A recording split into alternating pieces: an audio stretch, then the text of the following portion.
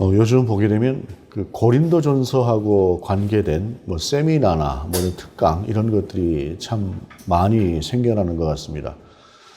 요한계시록도 워낙 뭐 많지만 요즘 들어서는 특별히 고린도전서가 많이 생겨나는 이유가 이 고린도에 있는 교회, 고린도전서에 나오는 그 고린도 교회의 모습과 요즘 우리가 살아가고 있는 세대의 모습이 참 많이 닮았기 때문에 그렇다라는 이야기를 자주 듣습니다.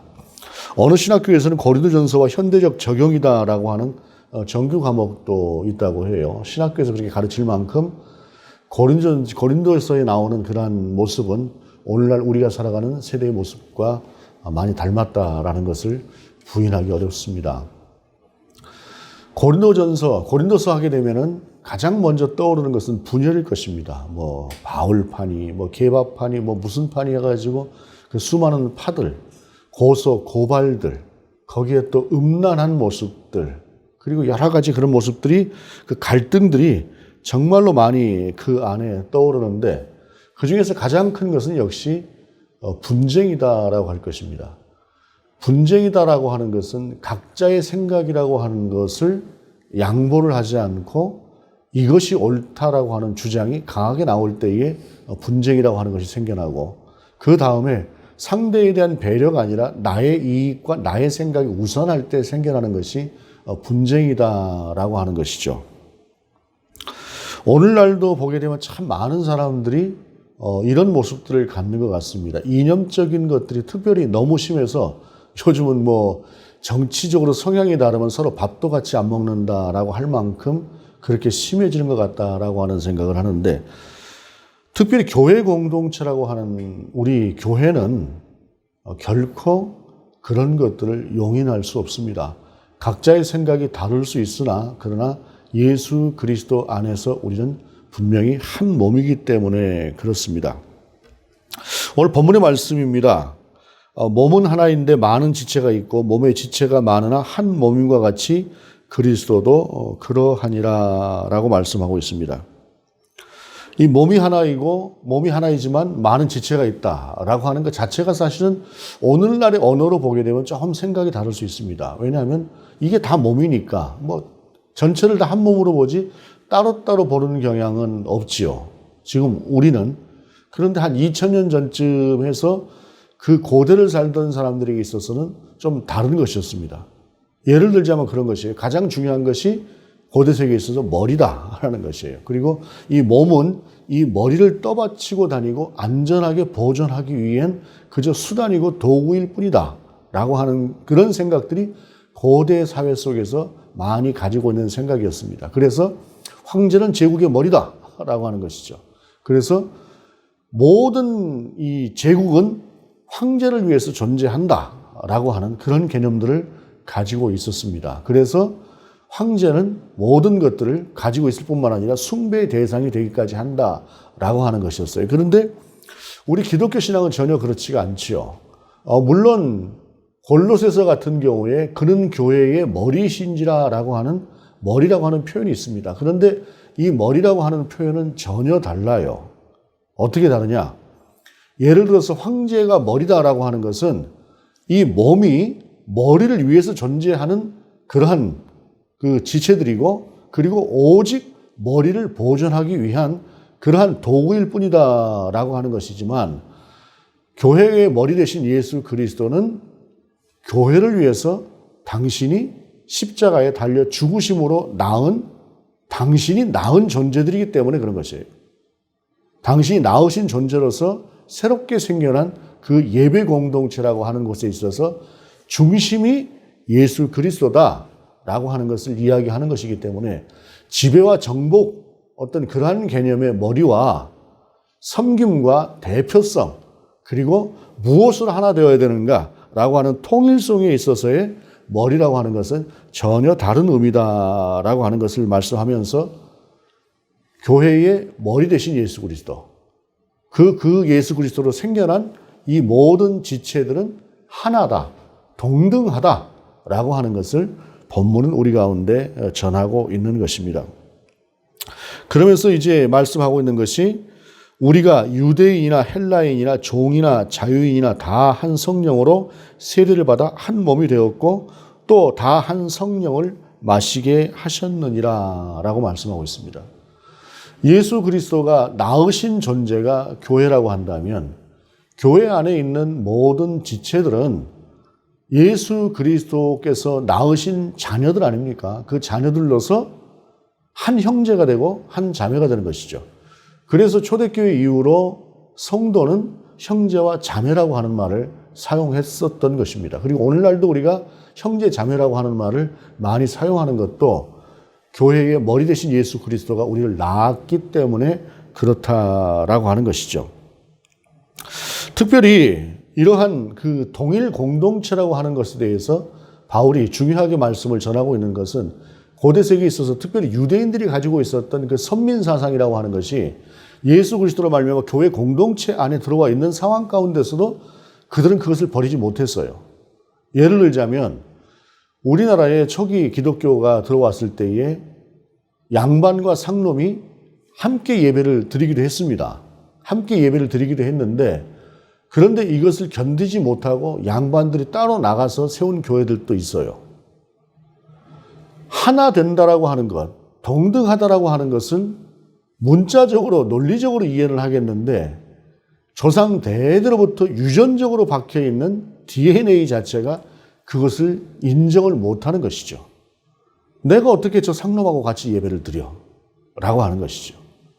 그런 생각이라고 하는 것이 뿌리 깊이 박혀있어서 그것을 견디지 못했던 사람들이 나가서 따로 교회를 세우기도 했다는 것입니다. 그러나 상당히 많은 분들이 반상의 구분을 무시하고 그리고 예수 그리스도 안에서 한 공동체를 세워나갔습니다. 그러한 예들이 상당히 많이 있죠. 그런데 이때 당시 유대인들 중에서 그런 사람들도 많이 있었겠지만 그렇지 못한 사람들도 많이 있었다는 것입니다. 우리는 선민이고 너희는 이방인으로서 결코 선민이 될 수 있는 존재들이 아니다. 또한 선민이 되기 위해서 한 교회 공동체, 유대인 공동체 속에 들어오기 위해서는 많은 절차들, 이런 것들을 반드시 갖추어야 한다. 라고 하는 생각을 하고 있었던 그들 가운데 유대인이나 헬라인이나 다 같이 예수 그리스도가 나오신 존재들이기 때문에 그 안에는 차별이 없다라고 하는 것을 바울은 이야기하고 있다라고 하는 것입니다. 그러면서 14절에 몸은 한 지체뿐만 아니라 여럿이니라고 하면서 몸의 예를 가지고 오는 것이에요. 몸의 예를. 당시에 몸에 대해서 그리스, 헬라 철학이 가지고 있었던 것은 조금 전에 말씀드린 것처럼 머리를 보존하기 위한 그러한 지체에 불과하다라고 하는 생각이었다고 한다면 바울은 그 생각을 가지고 오는 것이죠. 다르게 가지고 와서 예를 들자면 그런 것입니다. 한쪽이 아파봐라. 한쪽만 아프더냐. 손이 아프다면 손만 아프더냐. 머리가 아프면 머리만 아픈 것이더냐. 정말로 그 모든 것들이 유기적인 관계가 있어서 그 모든 건 하나다라고 하는 오늘날 우리의 개념으로는 너무도 당연한 이 개념을 그렇지가 않은 개념으로 이해하고 있던 그들 가운데 몸이 하나라고 하는 사실을 전하고 있다라고 하는 것입니다. 실질적으로 이 눈썹 같은 경우가 그렇지요. 하나님께서 눈썹을 창조하신 이유가 이 먼지 같은 것들이 내려앉을 때 눈썹이 눈을 보호한다고 하잖아요. 이 안구를 보호한다라고 그런 이야기도 하고 속눈썹도 특별히 그런 중요한 기능을 가지고 있다라고 이야기를 하기도 해요. 의학이라고 하는 것이 발달되면 발달될수록 예를 들어서 이라고 하는 것이 이 하나로만 이어지는 것이 아니라 이가 잘못되고 나면은 이것이 치매로도 이어질 수 있다라고 하는 그러한 유기적인 관계라고 하는 것은 더욱더 정확하게 나타나고 있습니다. 이러한 상태에서 우리는 이와 같은 모든 것을 이해하고 있지만 그렇지 못한 상태에서 바울은 그러한 신체들의 예를 가지고 와서 그 모든 것들이 하나의 유기적인 관계임을 이야기하면서 특별히 18절에 그러나 이제 하나님이 그 원하시는 대로 지체를 각각 몸에 두셨으니 라고 하면서 이것이 하나님의 창조되어진 그러한 도구들이다. 우리 몸이라고 하는 것은 하나님께서 창조하신 것이고 그 중에 어떤 것인들 모자라는 것이 없다라고 하는 것을 이야기하는 것이에요. 차별받아서 될 만한 신체에 아무것도 없다. 신체에 있어서 구조가 아무것도 없다라는 것입니다. 여러분 신체 중에서 필요하지 않은 것이 무엇이 있을까요? 아무리 생각해봐도 단 한 가지도 없습니다. 손가락 하나만 조그만 가시가 박혀도 얼마나 불편합니까? 작아 보이는 것들이라고 할지라도 그 모든 것들이 다 하나님께서 필요를 따라서 만들어 놓으신 것이다 라고 하면서 가지고 오는 말씀이 27절에 너희는 그리스도의 몸이요 지체의 각 부분이다 라고 하는 것을 다시 가지고 오는 것입니다. 몸이라고 하는 것을 통해서 그 유기적인 관계를 설명한 다음에 이제 교회 공동체 안에 있는 모든 지체들이 그렇게 한 몸이고 한 지체다라고 하는 것을 말씀하고 있다라고 하는 것입니다. 여러분, 신체의 각 부분이 하나님께서 창조하신 것이죠. 하나님께서 머리만 창조하고 나머지는 너희가 알아서 해라라고 그렇게 따로 두신 것이 아니지 않습니까? 머리끝부터 발끝까지 하나님께서 우리의 모든 것을 창조하셨습니다. 그런 상태에서 한 지체가 어떠한 도구, 손에 있는 손이건 발이건 어떤 하나의 한 지체를 우습게 여긴다고 한다면 그건 하나님의 창조 질서에 대한 무지함을 드러낸 것입니다. 이것을 우리가 교회 공동체 안에 있는 각자의 역할을 하는 그러한 각자의 은사대로 맡은 바 일을 감당하고 있는 그러한 교회 안에의 신앙 공동체의 지체들이라고 하는 개념으로 가지고 왔을 때에 누군가는 좀 귀한 대접을 받고 누군가는 귀하지 못한 대접을 받아요. 예를 들자면 그러면 그것이 온당하냐라고 하는 것입니다. 예를 들어서 고린도 교회 같은 경우에 아주 여유롭고 부자이고 교회 공동체 안에다가 많은 것들을 베푸는 어떠한 사람이 있고 또 어떠한 사람은 전혀 그렇지 못해서 어느 것도 교회 공동체 안에 들이지 못하고 오히려 교회 공동체에 도움을 받는 그런 존재가 있다고 한다면 많은 것을 베푸는 사람은 귀한 대접을 받고 전혀 그렇지 못한 사람은 천한 대접을 받는다? 이거는 있을 수가 없다라고 하는 사실입니다. 왜냐하면 그것 자체가 몸을 하나님께서 만드신 것처럼 교회 안에 있는 공동체에 있는 모든 지체들도 하나님께서 각자의 역할을 맡게끔 두신 것이기 때문에 그렇다라고 하는 사실입니다.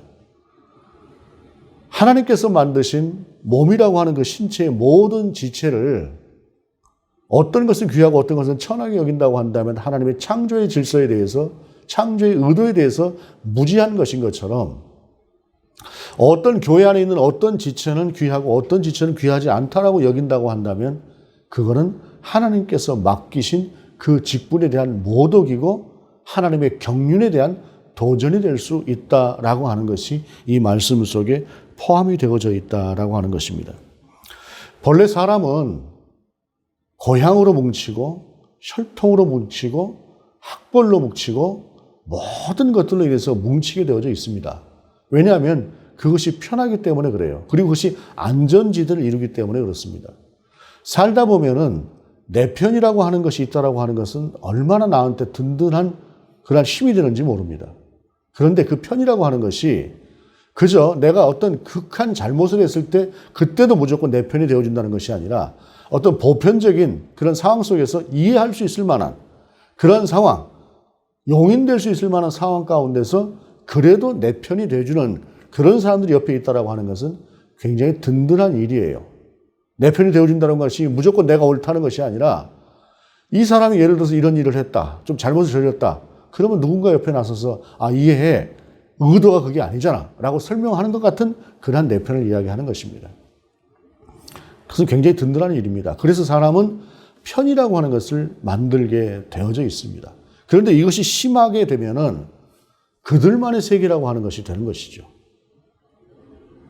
신분에 맞게끔 우리의 신분은 이 정도 되니까 우리끼리, 우리의 재산이 이만큼 되니까 이만큼 되는 사람들끼리 더 많은 정보를 가지고 더 많은 부를 축적하고 라고 하는 식의 어떤 개념이 된다고 한다면 그것은 철저하게 자기의 이익만을 추구하는 이기적인 삶이 되는 것이지 이것이 교회 공동체 안에서는 결코 있을 수가 없는 것이다라고 하는 것입니다.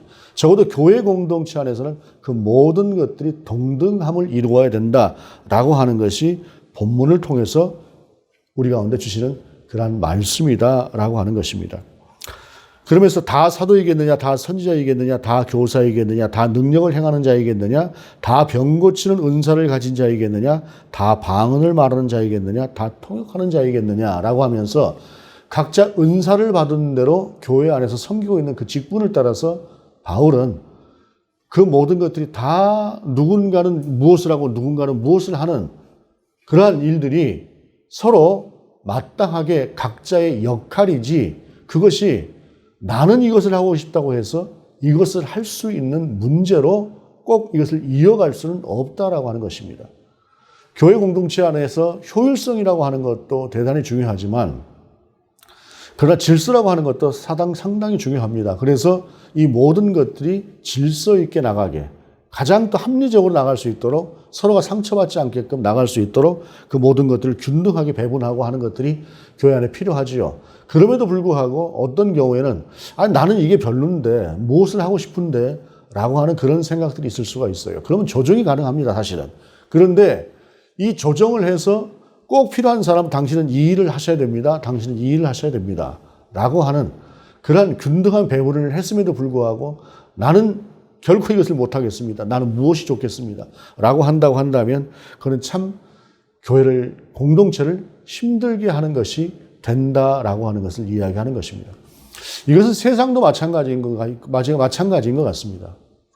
누구나가 다 좀 높은 곳에 있고 싶고 누군가가 모두가 다 권한을 좀 가지고 있고 싶고 누군가가 다 좀 누림을 갖는 그런 위치에 있고 싶은 것은 사람이라고 한다면 거의 모두에게 해당되는 것이다 라고 생각을 합니다. 그러나 하나님께서는 그 모든 사람들을 각자의 위치에 있게 두셨지요. 그 안에서 가장 필요한 것은 무엇이냐면 그것은 역할이지 그것이 우열은 아니다라고 하는 것을 생각을 갖고 살아가는 것. 이것이 적어도 그리스도인들이 가져야 될 생각이다라고 하는 생각을 하게 됩니다. 20세기 후반에 생겨난 그 한 사조가 있습니다. 지구상 모든 곳에 있는 사조가 그것을 신자유주의라고 이야기를 합니다. 신자유주의는 무한 경쟁입니다. 그리고 살아남는 자만이 그야말로 어떤 우선권을 갖는 그러한 것인 것처럼 생각을 하다 보니까 모든 사람이 다 그냥 경쟁자로 생각을 하면서 살아가요. 세상도 그렇고 직장도 그렇고 그리고 그것이 물불을 가리지 않는 모습으로 점점 더 변해가는 모습들을 봅니다. 적자 생존의 삶 속에서 정글과도 같은 그러한 삶을 살고 있는 것이 오늘날 우리가 살아가는 세상의 모습입니다. 이게 30여 년 이상을 지금 지속되어 오고 있는 이 사조가 정말로 그리스도인들이라고 한다면 여기에 대해서 깊게 생각을 하고 이것이 과연 하나님께로부터 온 것인가라고 하는 것을 생각을 해야 됩니다. 그럼에도 불구하고 오늘날 그리스도인들 속에 뿌리 깊게 박혀져 있는 것은 소위 그 번영신학이라고 하는 그 아류와 같은 것들이 성공한 사람이 하나님의 사랑을 받는 존재이다. 많은 것들을 가진 사람이 하나님의 복을 받은 사람이다라고 하는 이 개념을 가지고 있는 것이 깊은 통찰을 가지고 그 과정이라고 하는 것이 어떻게 온 것이고 그 과정이 온당한 것인가라고 하는 것들을 돌아보는 돌아봄이 아니라 결과만 가지고 생각하는 그러한 것들이 그리스도인들 속에도 오늘날 팽배해 있다라고 하는 사실은 우리가 신앙적으로 대단히 건강하지 못한 모습들을 가지고 있다라고 하는 것을 돌아봐야 하는 그런 근거가 되는 모습들이다 생각을 합니다. 여러분, 최초의 살인이 어디에서 일어났습니까? 가인과 아벨 사이에서 가인이 동생인 아벨을 죽였습니다. 왜입니까? 동생을 경쟁자로 본 것입니다. 시기심으로 본 것입니다. 같은 지체로 보았다고 한다면 그런 끔찍한 일이 있을 수 없습니다. 그런데 가인이 아벨을 죽인 다음에 무엇이라고 이야기를 합니까? 그는 두려움에 사로잡힙니다. 자기가 동생을 쳐 죽이고 나니 이제 자기 자신도 누군가에게서 죽임을 당할 수 있을 것이라고 하는 생각을 하면서 그는 불안함을 하나님 앞에 호소하는 것이죠.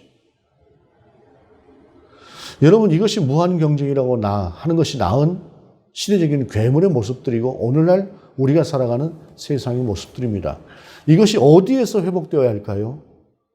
교회 공동체 안에서는 반드시 회복되어야 하는 신앙인의 정체성이 되어야 하는 것입니다.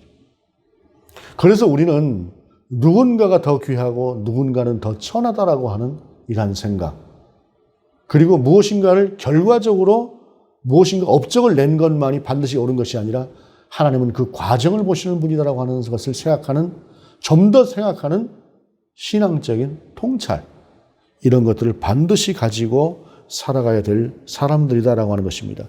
그리스도인들은 개인적으로 대단히 소중한 존재입니다. 분명히 우리는 소중한 존재들입니다. 그러나 그 그리스도인들은 더불어 함께 살아가야 되는 공동체, 그 공동체 안에 살아가야 되는 그러한 존재들이다라고 하는 것을 반드시 기억할 필요가 있습니다. 설 명절입니다. 설 명절에 모처럼 또 좋은 그러한 가족들과의 모임을 갖고 또 관계를 갖고 할 것입니다. 가족이라고 하는 공동체는 하나님께서 주신 가장 최고의 공동체입니다. 그리고 하나님께서 만드신 최초의 공동체이기도 합니다. 그 가족 안에서 먼저 이러한 귀한 지체로서의 어떤 사랑과 섬김과 나눔이 함께 될 수 있기를 바랍니다. 또한 우리 교회 공동체가 이와 같은 존재로서 함께 할 수 있는 공동체이기를 원합니다.